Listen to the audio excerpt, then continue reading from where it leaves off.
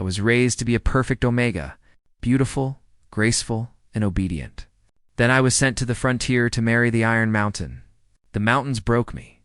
The war remade me. I stopped being a flower kept behind glass. Now they call me the Iron Flower. The morning light filtered through latticed windows, casting delicate shadows across the polished jade floor. I knelt before a silk screen painted with golden phoenixes. My violet eyes fixed on the ground as my pulse hammered against my throat. Behind the screen, the Empress Dowager's voice carried the weight of mountains. The Wei family has served this empire for 7 generations.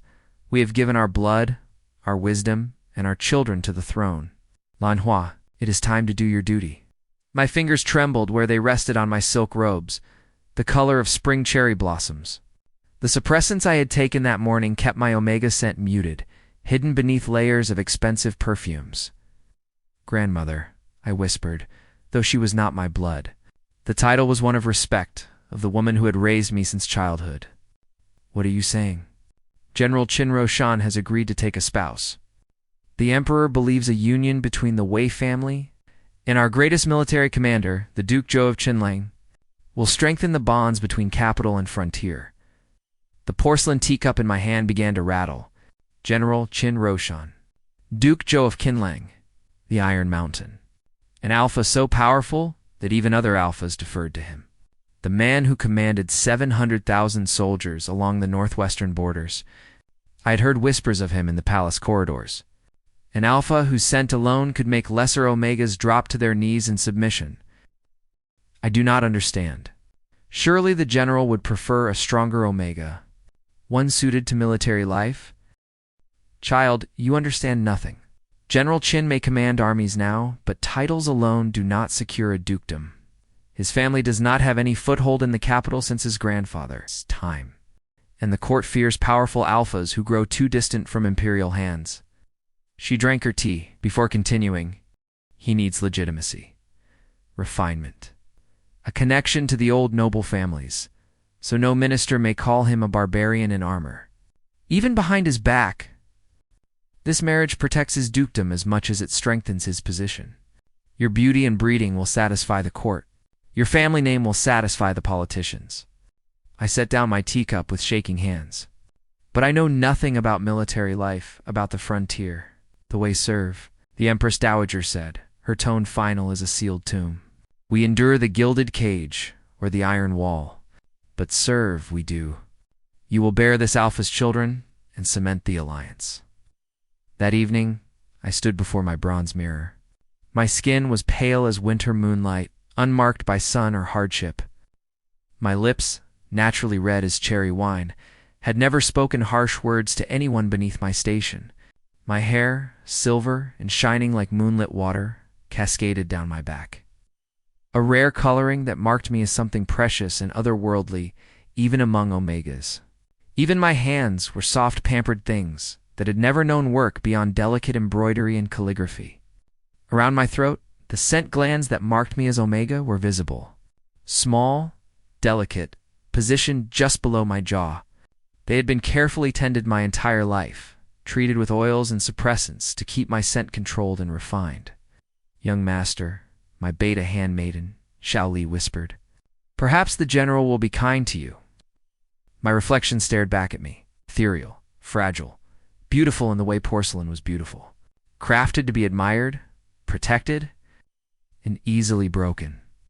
I thought of rough soldiers' hands against skin that had only ever known silk and jade, of alpha musk and quiet dominance, of being bound to a stranger whose name alone could still an entire court. Half the nobles feared him. The other half bent themselves into pleasing shapes just to remain in his favor, and I was to belong to him. The thought should have terrified me more than it did. It did terrify me, but fear, I had learned long ago, was not something I could afford. I lifted my chin slowly, forcing myself to meet my own gaze in the mirror. Do you think a mountain concerns itself with the feelings of cherry blossoms when the wind changes? I asked quietly, surprised by the steadiness of my own voice. She did not reply. I didn't wait for one. I knew the answer all too well. The wedding ceremony took place in the Hall of Eternal Harmony. I knelt on silk cushions, wearing robes of deep crimson embroidered with golden phoenixes, my face hidden behind a veil of silver beads. I had not even glimpsed at my future husband until he walked in. General Qin Roshan. The man was overwhelming. Tall as a watchtower and broad as a fortress gate, with bronze skin that spoke of years under harsh suns. Scars marked his hands and forearms, pale lines against bronze skin that told stories of battles I could not imagine. His long black hair was pulled back severely with leather cords, and his dark eyes swept the assembled court with the wariness of someone accustomed to scanning horizons for enemies. His red wedding robes were the only sign that he was getting married. When our eyes met across the ceremonial space, I felt something cold settle in my stomach. There was no cruelty in that gaze, but no warmth either, only assessment. Then his scent reached me, even across the distance. Even through the suppressants carefully layered against my skin, I could smell him. Pine and leather. Wood smoke curling through cold mountain air. Steel warmed by firelight. Beneath it all lingered something darker. Older, pure alpha dominance, ancient and unyielding. The kind that settled instinctively at the back of every Omega's spine and demanded obedience. My breath caught. The scent was so overwhelming that I felt the first cracks in my suppressants almost immediately. Heat stirred low beneath my ribs as my own Omega scent betrayed me in soft waves. Cherry blossom and white tea, delicate and refined. But underneath lingered warmth. Honey, vanilla. Something achingly alive in Omega responding. I saw the exact moment he noticed. His nostrils flared once, his gaze sharpened. When he finally stopped before me, I had to tilt my head back to meet his eyes. He was taller, up close, broader too. Every movement restrained with the dangerous precision of a drawn blade. Omega, he said quietly. The single word settled over my skin like a brand. The formal acknowledgement.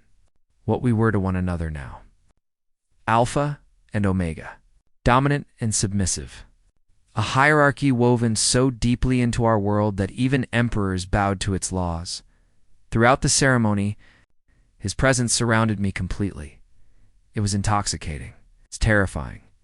Every Omega instinct inside me wanted to lean toward him, to seek the safety of his scent and strength, but years of court training kept my posture perfect and my expression calm.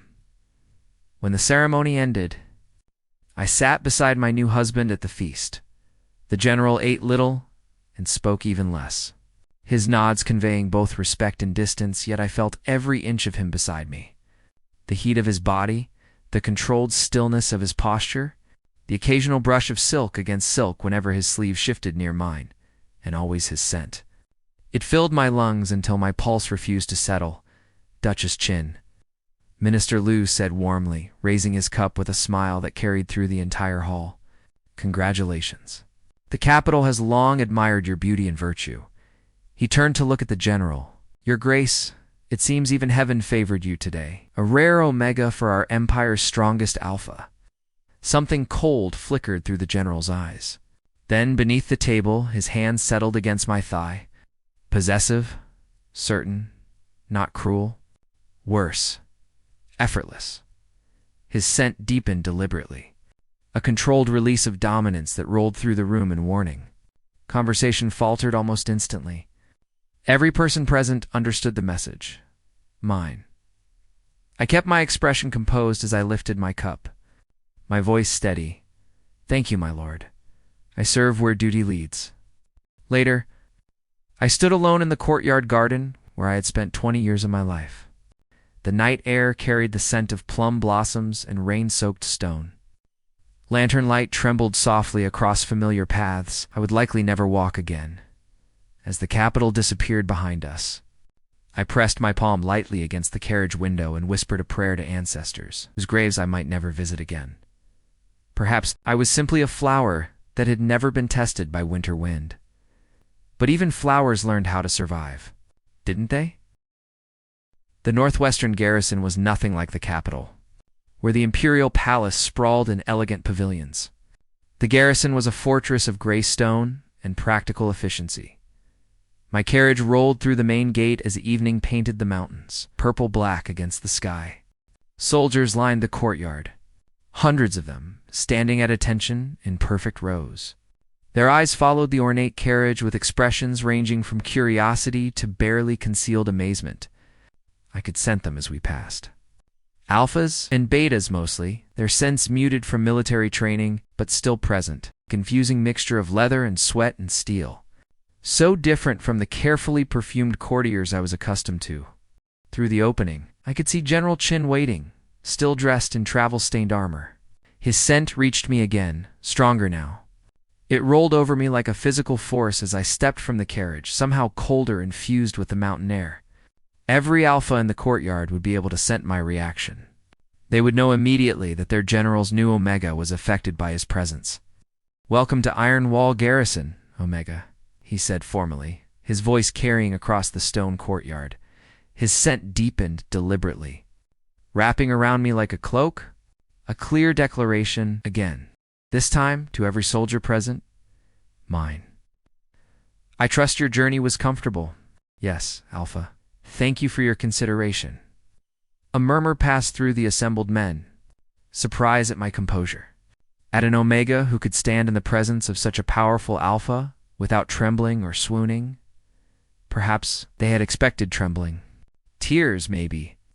A delicate court Omega, overwhelmed by the harshness of frontier life and the presence of a strong Alpha. Instead, I bowed with practiced grace. I kept my expression serene even as my heart raced, hyper-aware of how his gaze tracked the graceful movement of my bow.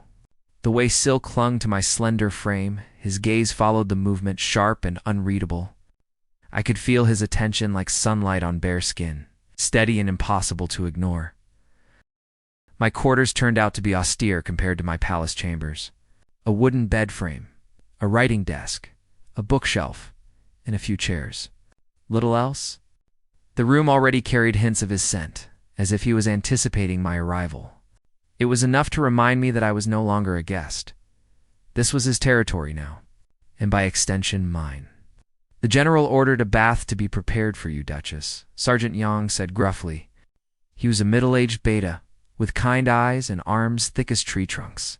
"Kitchen can prepare meals to your specifications if you let them know your preferences. My Alpha General wants to ensure his Omega's comfort." "Thank you, Sergeant. I do not wish to be of any trouble." Something in Yang's expression softened slightly. "No trouble, Duchess. The General is quite particular about the care of what belongs to him. You are his Omega now. That makes you precious, so to speak." When the sergeant left, I sank onto the simple wooden chair and buried my face in my hands. In the capital, I had lived in a gilded cage. Every moment observed, every decision made for me, every smile measured and weighed. I had once believed that marriage would mean freedom. Instead, I had merely been carried from one cage to another. The bars were different. The prison was the same. The canary had only changed owners. Outside the window stretched endless mountains and dark forests. Ahead of me lay a future I could not imagine. Behind me stood everything I had ever known. No one here loved me. No one here had watched me grow. No one here knew my favorite poems or the plum tree outside my childhood window, or how afraid I was of thunderstorms despite my careful composure. To them, I was simply the General's Omega, a political alliance, a necessary duty, a symbol. For the first time since learning of my fate, I allowed myself to cry. The tears came quietly. General Qin came to my quarters after the evening meal. I had changed into simple sleeping robes and left my silver hair loose around my shoulders. Without suppressants, my natural scent lingered softly throughout the room. The scent of an Omega with nowhere left to hide. He paused just inside the doorway. Without armor, without commanders and soldiers surrounding him, he looked different somehow. Younger, less like a legend, and more like a man. For several moments, neither of us spoke. Then he said quietly, "Your scent is not what I expected. Is this truly what you smell like?" I looked down. "Yes, Alpha. This is my natural scent." Something unreadable crossed his expression. "It is gentler, sweeter, like honey wine and spring flowers. The compliment surprised me enough that I did not know how to respond. Silence stretched between us again. Two strangers bound together by imperial decree, duty, and the expectations of an entire empire. Eventually, he stepped closer and reached for my hand. His grip was warm despite the mountain cold. Strong, steady. His gaze lingered on me. "Are you afraid?" he asked quietly. I considered lying. "Yes." He simply nodded and he extended his hand. "So am I." His matter-of-fact admission surprised me again. I stared at his hand for a moment before placing mine in his. His fingers closed around mine. He drew me close, his touch slow and careful as he adjusted the folds of my robes.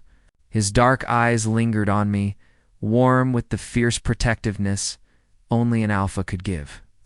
Every brush of his hands felt deliberate, as though he was committing every part of me to memory. The rich scent of him surrounded me, steady and grounding. It wrapped around my thoughts until I could barely tell where my own heartbeat ended and his began. My Omega instincts answered without hesitation. Warmth blooming through me at the sound of his voice. "But my little Omega," he murmured gently, smoothing a hand along my hair. "You're safe with me." His endearment and tone melted through me more deeply than I wanted to admit. Without thinking, I leaned slightly toward him, drawn to the comfort of his presence. He hesitated only briefly before pressing a gentle kiss to my forehead. Later, he said, "You have traveled far. You should rest." The words were simple, but they carried none of the possessiveness I had feared. And then he quietly added, "Good night, Omega." For some reason, the title stung more than it should have. Not because it was cruel, because it was distant. "You are not staying?" I asked before I could stop myself. He seemed surprised by the question. "I thought you would prefer privacy." "If you would rather I stay?" "No, you are right. Privacy would be preferable." Perhaps he was right. Perhaps he was being considerate. Yet when the door closed behind him, the room felt emptier than before. I pulled the blankets up to my eyes and stared at the ceiling. His scent still lingered faintly in the room, mingling with my own. The scent of a newly bonded Omega. Everything had changed. Yet somehow, nothing had. I stared into the darkness and wondered whether I feared him or the future, or the possibility that one day I might stop longing for the life I'd left behind. My hand drifted unconsciously to the bond mark at my throat, a quiet symbol of promises made and a future neither of us had chosen for ourselves. Sometime before dawn, exhausted by grief, uncertainty, and hope I did not yet know how to name, I cried myself to sleep. The days that followed blurred into a pattern of polite distance that felt like drowning in silk. My husband was not cruel. Perhaps that would have been easier to bear. He seemed to go out of his way to ensure my comfort. The kitchen prepared elaborate meals that I mostly ate alone. Guards accompanied me on walks through the fortress, though no one truly saw me. My quarters remained warm despite the mountain cold. Yet an emptiness lingered that no fire could chase from my bones. But he remained as distant as the peaks visible from my windows, an untouchable presence in my life, as though that first night had never happened. As though the quiet confession of fear, the warmth of his hand around mine, and the gentle kiss he had pressed to my forehead had been nothing more than a dream. The only indication that anything had changed was the bond mark at my throat and the way our scents seemed to recognize one another, even when we kept our distance. I began to notice the way his scent would deepen whenever I entered a room, richening beneath its usual notes of pine and mountain air. It was subtle enough that others might not have noticed, but I did. If he regretted our marriage or that night, he never said so. If he wanted me near, he never said that either. And so we remained trapped in a strange limbo, neither strangers nor companions. We took meals together when military duties allowed, sitting across from each other like polite strangers, performing a play for an audience that didn't exist. He would ask if I needed anything, his voice carefully neutral. I would assure him that everything was perfectly adequate, the lie tasting bitter on my tongue. Neither of us acknowledged the growing hollow feeling in my chest. The way I would wake in the night reaching for warmth that wasn't there, the hours I spent staring at my door hoping he might knock, the silence was worse than cruelty. At least in the palace, surrounded by dozens of servants and courtiers, I had never felt this profoundly alone. Here, married and sharing a household with the man whose name I now carried, I felt more isolated than I ever had kneeling before the Empress Dowager's screen. Some nights I would press my hand against the wall that separated our chambers, wondering if he lay awake on the other side, wondering if he ever thought of me at all, beyond duty and obligation. One evening, 2 weeks after my arrival, I stood at my window watching soldiers train. Among them, General Qin moved like poetry written in steel. For all his size, he was graceful as flowing water, his sword cutting arcs of silver through the air as he demonstrated techniques to younger soldiers. Later, I was lost in my thoughts about what all of this meant to me when a knock at my door broke my concentration. Instead of a servant, he entered, still wearing his training clothes. The scent of sweat and leather clung to him, intoxicating after weeks of perfectly proper distance. "I hope I am not disturbing you, Omega." "Not at all. How was your training?" "Productive." He moved to the other window. "I wanted to ask if you are finding ways to occupy your time. I know this must be very different from palace life." "I have been reading, and I have written some letters to family in the capital." "That is good," he nodded, though his gaze remained fixed on the mountains beyond the window. "If you are interested, Sergeant Yang mentioned that our garrison doctor could use assistance with inventory and record keeping. The work is not glamorous, but it might give my Omega something useful to occupy his time." My Omega. The possessive scent, an unexpected flutter through my chest, even as part of me bristled at the implication. "You think I need something to do?" I said, not accusingly, but with sudden understanding. He turned to look at me then. For a brief moment, the composed mask he wore before the world slipped. "I think idleness is its own kind of prison," he said quietly. "And you have already endured enough of those, little Omega." The endearment again. Little Omega. It should have sounded condescending. Instead, in his rough voice, it felt strangely tender. And he was right. The days here had stretched endlessly before me, each one blending into the next. I had spent so much time mourning the life I had lost that I had forgotten how much purpose mattered. Even within the confines of duty and circumstance, there was comfort in being useful, in contributing, in being seen as someone capable rather than someone merely to be protected. A gilded cage was still a cage. If I was to stay in this cage with this alpha, perhaps meaningful work could make it feel a little less lonely. I would like that, I admitted, something softened in his expression. "I thought you might. I should let you rest," he said finally. Yet he made no move toward the door. Instead, he stepped closer. The familiar scent of pine, snow, and mountain air deepened around me, warm and steady. For a moment neither of us moved. Then his hand rose, brushing gently along my jaw. The touch was brief, almost hesitant. His thumb lingered near the bond mark at my throat, and my breath caught. Not because of the contact itself, because he looked at me as though he wanted to say something, and could not find the words. "Good night, Lanhua," he said softly. My name. The first time he had spoken it, it sounded far more intimate than any title. After he left, I remained standing in the middle of the room long after the door had closed. That night was the first time since my arrival that I fell asleep without crying, though I found myself aching in entirely different ways. The garrison's medical quarters smelled of herbs and clean linen. Dr. Liu, a beta woman with intelligent eyes, looked up when I entered. "So you are the General's new Omega? Yang tells me you might be interested in useful work." I inclined my head politely. "I do not wish to interfere. Can you read and write clearly? Do numbers without making errors?" "Yes, to all of those. Then you can be useful." She gestured to a table stacked with records. "Being an Omega does not make you useless, whatever certain alphas might think."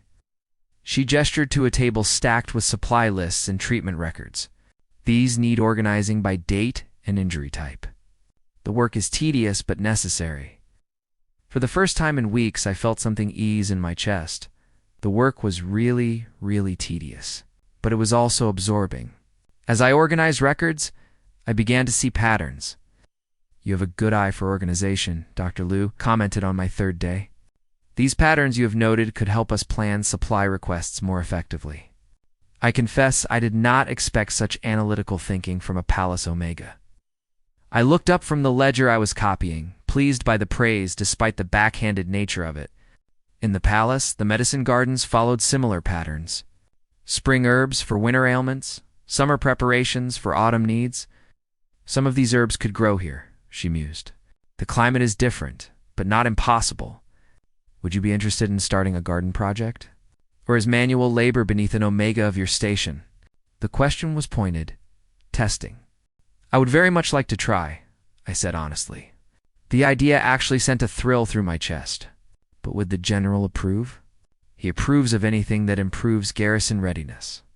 That evening at dinner, I found myself eager to speak with him. Dr. Liu mentioned that you might approve of establishing herb gardens. He looked up from his meal. I caught the way his eyes brightened with interest, the way his scent shifted toward approval. You believe such a project would be feasible? With the right planning? Yes. The mountain soil would need amendment, but many medicinal herbs are surprisingly adaptable. I realized I was speaking more animatedly than I had in weeks. Of course, if you think it is not worth the resources, I think that anything which engages your skills is worth considering. Draw up a proposal with Dr. Liu. You would trust me with such a project. Something shifted in his expression. His scent wrapped around me, protective and approving. You organize the medical records more efficiently than they have been in years. Dr. Liu says, you identified supply patterns that could save us significant resources. Why would I not trust your judgment? The praise settled warmly inside me. For a moment, I could only stare at him. No one had spoken to me that way in a very long time. As someone whose thoughts and abilities had value, that night I lay awake long after the fortress had gone quiet. I thought about trust, about competence, about the strange, unfamiliar satisfaction of being appreciated for my mind rather than my omega nature. I thought about the way he had asked for my opinion without hesitation, the way he had found work for me when he could have left me to languish in comfortable isolation, the way Dr. Liu consulted me now as though my ideas mattered. For so long, home had been a place I could no longer return to. Yet as I stared at the shadows dancing across my ceiling, I found myself wondering if home could become something else, maybe with a sense of being wanted, of being useful, of belonging. It was not the life I would have chosen, but perhaps little by little, it was becoming mine. The herb garden project gave me my first real opportunity to interact with the garrison soldiers. The work required manual labor, and I lacked the strength for the heavier tasks. "Allow me, Duchess," said a young alpha soldier named Wei Gang, stepping forward to take a crate from my hands. His scent was carefully controlled and respectful, a sign of proper military discipline. "Thank you, but I can manage." "With respect, Duchess, you will hurt yourself trying to lift those. The general would have my hide if I let his omega come to harm." His omega. There it was again. Yet there was no mockery in his tone, only practical concern. As Wei Gang carried the crate toward the planting beds, curiosity got the better of me. "May I ask something?" "Of course, Duchess. Everyone calls me Duchess, but they call my husband General." Wei Gang blinked, as they should. I tilted my head. The young alpha exchanged an amused glance with Sergeant Ma before answering. "The general holds many titles. Your Grace, Duke, Commander, Lord of the Northern Marches. But here," Sergeant Ma said, driving a shovel into the soil, "here he is General first." Wei Gang nodded. "We address people by the title that matters most in the place where we stand. This is a military garrison. The men follow him because he is their general, and me." "You are the Duchess," Wei Gang said simply. Sergeant Ma chuckled. "If we started calling the general Your Grace during drills, half the soldiers would think we'd been replaced by court officials." Laughter rippled through the group. Even I found myself smiling. As the weeks passed, more soldiers drifted over to help with the garden. Their initial caution slowly transformed into something warmer as they discovered my enthusiasm for the work and my willingness to labor alongside them. "What is this one for, Duchess?" Sergeant Ma asked one afternoon, holding up a packet of seeds. Willow bark for pain relief. We'll plant it along the north wall. Morning sun, afternoon shade. Will it be better than the stuff we usually get from supply runs? Asked another soldier. Fresh preparation makes all the difference. Dr. Liu will be able to harvest at peak potency. So yes, it should be considerably better. The soldiers exchanged approving looks. The general chose well, Wei Gang said quietly. Heat rose to my cheeks before I could stop it. I looked down at the seeds in my hands, pretending not to notice. Yet a small secret part of me carried those words for the rest of the day. The change in me was subtle but certain. Calluses roughened my hands. Sun and labor added color to my skin. Earth and herbs softened my omega scent, grounding it. One evening, scrubbing dirt from my nails, I caught my reflection.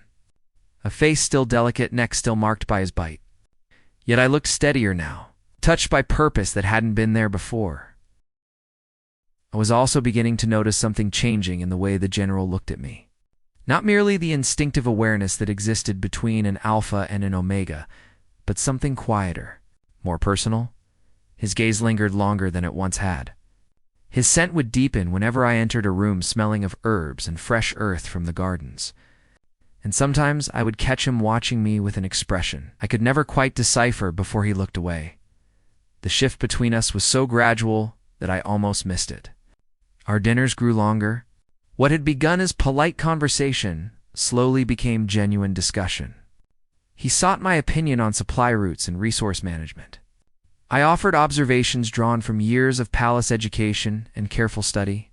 More often than not, he listened, truly listened. Somewhere along the way, he stopped calling me Omega quite so often.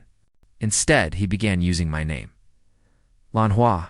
The sound of it in his voice never failed to make my heart stumble, but underneath every conversation ran a current of awareness that made every casual touch electric. Not uncomfortable or frightening, simply there. When our hands brushed while reaching for the same bottle of wine, both of us would hesitate for a fraction of a second too long. When I leaned over a map spread across his desk, I became aware of the warmth radiating from his shoulders beside mine, and when he smiled, a rare thing, precious as sunlight in winter, I found myself smiling in return before I even realized it. You have a strategic mind, Lanhua, he observed one evening, using my name softly, but his eyes, when he said it, were focused on my face rather than my words. I looked up from my tea. He continued to look at me steadily. My tutors taught me to think in systems. Court politics required understanding how individual actions rippled through complex relationships. Military logistics seemed to work on similar principles. He considered that. Similar, yes. But the consequences of mistakes are more immediate here. Are they? I set down my teacup and regarded him thoughtfully. A misjudged word to the wrong minister could destabilize an entire province. A badly timed slight could start a war. The capital's failures simply take longer to manifest. Nothing with power is ever removed from consequences. The distance just makes them easier to ignore. He was quiet for a long moment. His scent grew stronger, richer, more protective. I had not considered that perspective. After that conversation, the changes between us became harder to ignore. They were small things, yet they seemed to echo through every moment we shared. He no longer looked at me as a beautiful Omega entrusted to his care, nor as a political marriage he was honor-bound to uphold for family and empire. Instead, he looked at me as though I were an equal he wanted to know, a person he wanted to understand. Something warm settled inside my chest.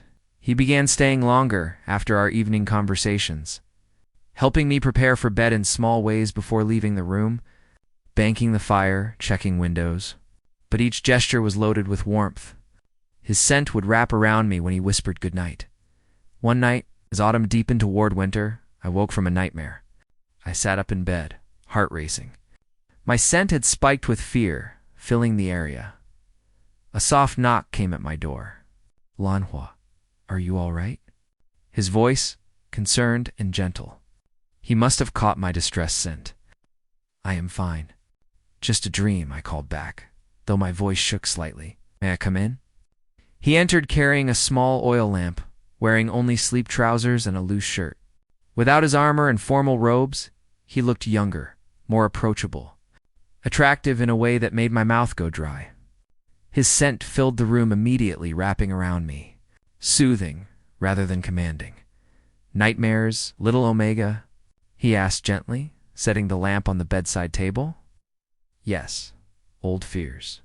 Being lost, being useless," I trailed off, unable to articulate the deeper terror of being forgotten, abandoned. He sat carefully on the edge of the bed. His scent intensified, deliberately released to comfort me. "You are not useless, Lanhua. The garden feeds half our medical needs now.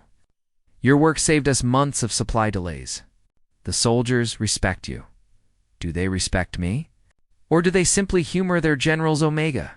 They call you Lady Iron Flower. It started as a joke. The beautiful court Omega trying to dig in mountain dirt. But it changed meaning as they watched you work. Beautiful, yes, but with hidden strength. Delicate, but able to flourish in harsh conditions. Lady Iron Flower. I turned the name over in my mind, finding I did not mind it. "And what do you call me?" I asked softly. "What am I to you beyond Omega?" His hand moved to touch my cheek. The contact sent electricity crackling through me. His scent intensified, wrapping around me. His thumb brushed over the claiming bite on my throat. "I call you surprising, Lanhua. I call you stronger than I expected. I call you someone I could care for. If you would let me. Not just as Alpha cares for Omega, but as a man cares for the person who has captured his interest." The kiss that followed was soft, questioning, full of tentative warmth. When we broke apart, my heart was racing. "Stay," I asked softly. "Please." He nodded. His scent wrapped around me like a safety blanket. "Sleep, Lanhua. I will be here." For the first time since leaving the capital, I fell asleep feeling protected. When I woke in the morning to find his arm curved around my waist, I realized that something precious was beginning to grow between us. The following days changed everything and nothing. But underneath the ordinary surface, something continued to hum between us. Soft and real, he began joining me in the herb garden during his free hours. His muted scent would drift through the garden, mingling with the smell of earth and herbs. "You are different here, Lanhua," he observed one afternoon. "Different how?" "More yourself.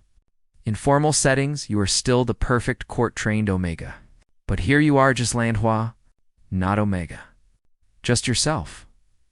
I did not know there was a difference. Neither did I until I saw it. That evening, our conversation stretched long past the end of dinner. Eventually, he glanced toward the window. "The stars are particularly clear tonight." There was something in his voice that made my pulse quicken. "Would you like to see the view from the watchtower, Lanhua?" I had never been atop the garrison's highest tower. The climb was steep. At every narrow turn, he remained close enough that I could feel his reassuring presence behind me. When we reached the top, the mountain night opened around us. Thousands of stars glittered overhead. "It is magnificent," I whispered. The general's gaze remained fixed on the horizon. "This is what we protect," he said quietly. "Not merely trade routes or borders. The peace that allows people to build gardens, to write poetry, to choose what kind of life they want, regardless of who they are and what they were born as." The words surprised me. "So you think that Omegas like me can be more than what others expect them to be?" He looked at me then. "Yes," the answer came without hesitation. "I used to believe designation determined everything. I used to think that Omega meant fragile." His voice was thoughtful. "You taught me otherwise. You taught me that the person matters more." My breath caught. The wind tugged gently at my robes. Then I asked him, "And is that why you chose military life?" "To protect things." He was quiet for a long moment. "I chose it because I was born into it. I am good at it. But staying in it, choosing to serve on the frontier." He reached out, cupping my face. "Yes, I suppose it is about protecting things that matter. Like garden projects that bloom because someone cared enough. Like Omegas who want to be more." The wind off the mountains was cold. But standing there beside him under the vast star field, I felt warmer than I had in months. When I was small, I used to sneak onto palace rooftops to look at stars. My tutor said proper palace omegas did not climb walls like common children. The look he gave me then made it difficult to remember how to breathe. Why did you do it then? His voice was soft, his thumb still tracing patterns on my cheek. I thought the stars were worth a little undignified behavior. I still think so. His mouth curved. When he took my hand, rough fingers intertwining with soft calloused ones, it felt as natural as breathing. But when he leaned down to press our foreheads together, it felt like the most intimate thing. Lanhua, he said softly. For the first time, I answered without thinking. Roshan. The sound of his name between us felt strangely natural. His expression softened. For a moment, neither of us spoke. The stars stretched endlessly overhead. The world felt impossibly quiet, and somehow, standing beside him beneath that vast sky, I felt more at home than I had since arriving in the mountains. When the cold finally drove us back inside, he walked me to my door. We lingered there, neither willing to be the first to leave. Thank you, he said. For what? His thumb brushed gently over my knuckles, for being more than I expected. For choosing to bloom here instead of just enduring. His hand traced down to press against the claiming bite. My heart did something complicated in my chest. Thank you for giving me soil worth growing in. For seeing me? Something passed between us then? Warm, certain, hopeful? Roshan lifted a hand and brushed a loose strand of hair from my face. His touch lingered. So did his gaze. The kiss we shared then was deeper, more certain, full of promise. When we parted, both a little breathless, his forehead rested against mine. I looked up into his eyes. Come in with me. He went very still. His scent deepened, warm with emotion. Are you sure, little Omega? Yes, I whispered. I want us. Not like before, because we're Alpha and Omega. Because it's you. For a moment, he simply looked at me. Then he smiled. A small, wonder-filled smile that made my heart ache. Together we stepped inside. He paused in the doorway, brushing a hand through my hair before resting his forehead against mine. His scent wrapped around me, steady and familiar. Say my name, he murmured softly. I smiled. My Roshan. I closed my eyes, and the lamplight faded away. Later, I lay curled against his warmth, his arm around my shoulders. Our scents mingling in the quiet dark. Is a mixture of love, satisfaction, and something that felt deeply tender. My night held no loneliness now, only peace. I found myself hoping for tomorrow, knowing that this place was no longer a cage. It was home. Good night, Iron Flower, he murmured against my hair. Good night, Mountain Mine. Days and nights passed in a state of bliss and fulfillment. The attack came with the first blizzard of winter, when the mountain passes should have been impassable. I woke to the sound of alarm bells. I sat up in bed, heart racing. Beside me, Roshan was already moving. Through the window, I could see torches moving rapidly across the courtyard. My door burst open. He re-entered the room quickly, already half-dressed in armor. His expression set into command, but the tightness in his jaw betrayed him. His scent carried urgency, sharpened with something I had never sensed in him before. Uncertainty. The northern pass has been breached. Tribal confederation, larger than our scouts reported. I am taking 600 men to reinforce the valley position. How many are attacking? I asked, already pulling on my warmest robes. My own scent had gone sharp with fear. Unknown. At least 2,000, possibly more. He paused. His scent spiked with protective possessiveness. The garrison will be defended. You will be safe here, Omega. The reversion to Omega told me how worried he was. I am coming with you. Absolutely not, Omega. His voice carried unmistakable command. His scent flooded the room with dominance. This is not a discussion. You will remain here where you are safe, where I will be useless while soldiers die for want of medical care. I interrupted, moving to the chest where I kept supplies. I think not. Dr. Liu is probably already preparing field medical kits. She will need assistance. The battlefield is no place for an Omega. His voice was hard, but I could smell the fear underneath his alpha dominance. Fear for me. It is exactly the place for someone who has spent months learning to prepare medicines. For someone who knows which herbs stop bleeding. Crossed the room in 2 quick strides, grabbing my shoulders. His scent wrapped around me, trying to calm me. But it is not a place for someone I care about. For someone I cannot bear to lose. For my mate, my Omega. I looked up into his face and saw fear there. Real, visceral fear. Then do not lose me. Trust me to be strong enough for this. Trust me as Lanhua, not just as an Omega. For a moment, his composure cracked. His scent went wild with conflicting instincts. Then he pulled me against his armored chest, holding me fiercely, breathing in my scent. If anything happens to you. If anything happens to me whilst I am cowering in safety, knowing I could have helped save lives, I will never forgive myself. And I do not think you would forgive yourself either. You said I was more. Please let me be more. He closed his eyes, jaw working. When he opened them again, the general had returned. You stay with Dr. Liu at all times. You follow her orders exactly. And if she tells you to retreat, you retreat. Promise me, Omega. I promise. I promise you, Roshan. Using his name seemed to settle something in him. And you wear this? He moved to his equipment chest, pulling out lightweight leather armor. It will not stop a direct sword blow, but it might save you from arrows or blade fragments. It will have to do. He'll help me adjust the straps, his movements gentle despite the urgency. His scent wrapped around me, marking the armor with his claim. There, he said. You look like a scholar playing at war. My beautiful Omega, trying to be a soldier. Better than a flower wilting in safety. Despite everything, he almost smiled. My iron flower. He pressed a fierce kiss to my forehead, then to my lips.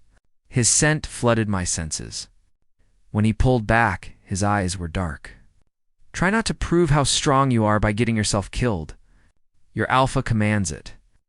The ride to the valley position was a nightmare of howling wind and driving snow. I rode beside Dr. Liu, both of us bundled in heavy cloaks. The battle had already been joined by the time we reached the temporary medical station. Wounded soldiers were being carried back. The scent of blood and fear and pain filled the air. The next hours blurred together. My hands grew slick with other people's blood as I cleaned wounds, applied pressure to bleeding injuries. Alpha and Beta soldiers who looked at me with surprise and growing respect. A commotion near the defensive lines caught my attention, and underneath it, a scent that made my Omega nature scream with distress. Alpha, my Alpha. Hurt.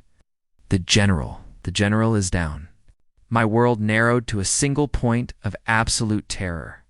Without thinking, I grabbed a medical kit and ran toward the fighting, ignoring Dr. Liu's shouts. Ignoring everything except the scent of my Alpha in pain.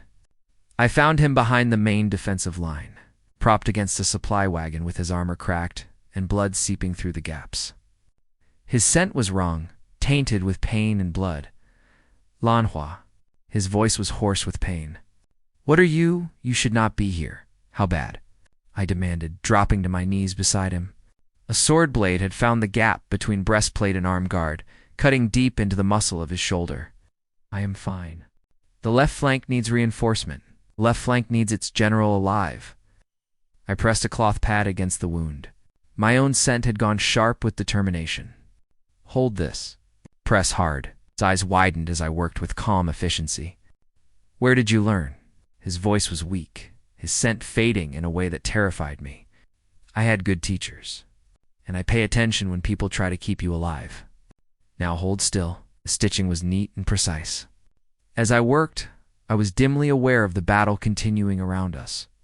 The clash of metal on metal, the shouts of orders and cries of wounded men, but my focus narrowed to the task at hand, to the scent of my Alpha's blood, to the need to make him whole again. There, I said finally. My hands were shaking now. It is not pretty, but it should hold. He stared at me with an expression that might have been wonder. His scent had stabilized. You saved my life. My precious Lanhua, saved his alpha. You saved mine first. The night you told me I could be useful instead of just protected, when you let me be more than what was expected of me. Before he could respond, a new wave of enemy fighters crested the ridge. The defensive line wavered. Can you fight? I asked quietly. He tested his wounded arm, wincing but nodding. Not at full strength, but yes. Then fight. But stay alive. The doctor and I will handle the wounded. You handle the war. Keep me safe by keeping yourself safe. His kiss was brief but fierce, tasting of blood and snow. I love you, Lanhua, my iron flower. Then he moved back toward the fighting, and I turned back to the wounded. But as I worked, I found myself feeling fierce and proud. For the first time in my life, I was exactly where I belonged, doing exactly what I was meant to do. The battle's turning point came at dawn, when the storm finally broke. By full daylight, the enemy commander was calling for parley. It is over, Dr. Liu said quietly. We held. And you, Duchess, saved more lives today than I can count. I nodded, too exhausted to feel the victory properly. But as I looked across the field where Roshan stood directing the aftermath, alive despite his injury, I felt something finally settle in my chest. When he finally returned to the medical station, he found me finishing the care of the last wounded soldier. For a moment, we simply looked at each other. His scent reached me before he did. Pine and snow and satisfaction mixed in with leather and medicinal wine. Then victory and pride and something softer. Are you really all right? He looked at me for a moment before nodding. I am, thanks to you. I know I disobeyed your orders to stay behind Dr. Liu, I said quietly. But I was running before I could understand. I had to see you to make sure. Something softened in his expression. Thank you for coming, Lanhua. The words were simple, but they carried more feeling than any grand declaration ever could. How many did we lose? I continued quietly. 37 dead, 130 seriously wounded. It could have been much worse without you. How many did we save that we might not have if I had not been here? He was quiet for a moment, his hand reaching out to cup my face. His scent wrapped around me. Dr. Liu estimates at least 20 lives were saved. Maybe more. You saved 20 of my soldiers. 20 lives. 20 soldiers who would go home to families who would see another spring, would have children and grandchildren because I had insisted on being useful instead of safe. It was worth it. Whatever the cost, it was worth it. He stepped closer, his scent intensifying. You were magnificent, Lanhua.